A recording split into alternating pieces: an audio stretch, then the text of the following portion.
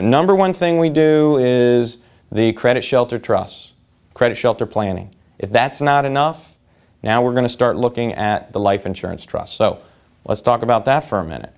As we said, life insurance is included in your estate if you own it. If someone else owns it, it's not. So you can have a trust own it.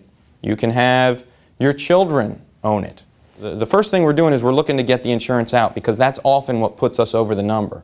If we don't have insurance to deal with, we have to get to more advanced concepts. But often the reason that we're over that $7 million number or a $2 million number, whatever number we happen to be working with, is because of life insurance.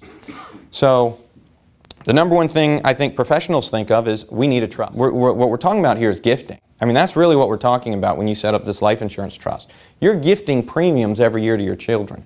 So to take a step back, how much can you gift a year without incurring an estate tax? Can you gift $10 million to your child?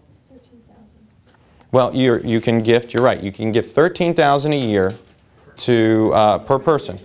But you can go 5 years in advance. You can only go 5 years in advance on a 529 plan. That's a special exception. But you can't just give your child $65,000 today. But you can give $13,000 to your child's spouse. Your spouse can give $13,000 to your child and your child's spouse. So you can give a fair amount of money, and it's a use it or lose it. Every year you get it. You also can give the $1 million during your lifetime. Okay? If you use up $1 million today, and the number is $3.5 million that you can leave at death, you can only leave $2.5 million at your death. You don't get $1 million today plus $3.5 million. You get $1 million, if I don't use my $1 million during my life, I get $3.5 million. So they are tied together. So now we've got this life insurance trust, or we can gift. We can gift $13,000 per child, plus spouses, plus issue. So we can put a fair amount into a trust every year to buy life insurance, or give the money directly to a child to buy life insurance. And as I said, if we give the money to the child can use it to buy the life insurance. You get the exact same ramification. Life insurance trusts are very, very common, and especially for people that sell them, they think, hey, well, you need to get this stuff in a trust, get it out of your estate. But the first thing I think you should be looking at is this something, do we need to go through the expense of having a trust? If you have a trust, and the trust says, upon my death, collect the life insurance and then distribute it to my children, you could accomplish that exact same goal if you gave the policy to your children and they collect the insurance proceeds, and then you've saved the cost of having a trust prepared. So there's no advantage there. There's just, you make your annual gifts to the trust to pay the insurance premiums, make the annual gifts directly to your children, and they can pay the insurance themselves. Obviously, that's not going to work with young children. If you've got or if you've got children that are, brain surgeons and anesthesiologists and want creditor protection, that they can't, take their own assets and put it in a trust and get the kind of creditor protection that you can get from leaving assets to someone in a trust.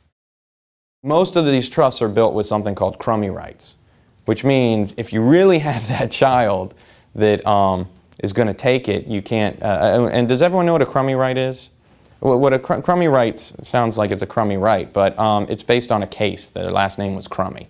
And what it said was, in order to be a completed gift, the person had to have the ability to take the assets out. So what we do when we set up these life insurance trusts is we give them a withdrawal right, a period of time. You have like 60 days to take out the $13,000 we just kicked in.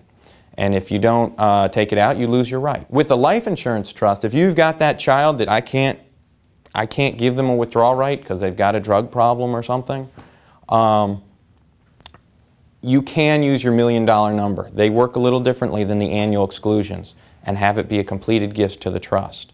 So you have to start using it up. It's not the preferred way to do it, but in certain situations you have to do it that way. So if you do have a problem child, there are ways to get around the withdrawal right letter if you need to. Most of the time it's not an issue because the parents say, I'm doing this, don't take it. And that's the end of it. Yeah. And if a child takes it once, it's the last time you ever do it. It's a, sometimes you just have that concern, and when you do have it, you can, there is a way around it. Who's the #1 creditor of your children? It's the most common creditor. Ex-spouse. Yeah, the ex-spouse. Or I'd say your current spouse. Or your future ex-spouse. You know, you're not. But that's something that a lot of my clients are concerned about when they leave the assets to the children. They don't want the spouse to be able to get to those assets. And in most cases, inheritances are not for, we'll get just touch on domestic relations. In most cases, an inheritance is not considered marital property. However, when you give it to your child can commingle it with the assets and muck it all up. And often in bad marriages that happens. You know, you've got an overbearing spouse that's, you know, getting in all the money and everything. And there's often a concern for that. So you can take that out of the child's hands by leaving the assets in a trust.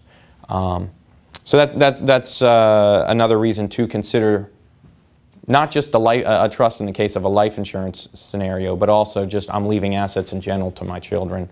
Do I want to go longer in age, or you know, which side do I want to err on? Do I want to err on the side of giving it to them too young, or do I want to err on the side of giving it to them too old? Basically, I tell my clients, always err on the side of giving it to them too old, because if someone's financially responsible, they'll appreciate it. They'll appreciate the creditor protection. But if they're too young, you know, they're too young. If they don't appreciate it, they're probably too young to inherit it anyways.